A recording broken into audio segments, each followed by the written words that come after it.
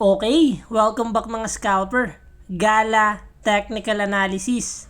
So first weekly time frame, kung makikita natin, meron tayong mga malalaking green na volume, meaning meron tong mga buyers, and silipin na natin yung possible scenario.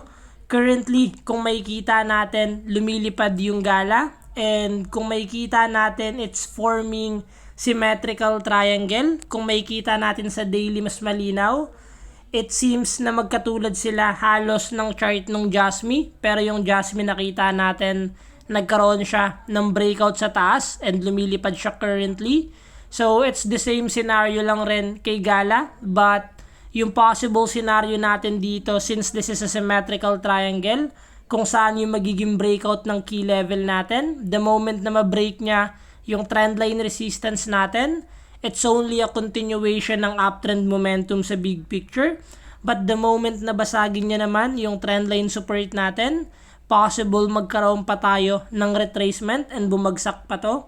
But we will always wait ng breakout and pullback ng mga key level natin for higher probability trade for us to easily determine the next direction of this gala.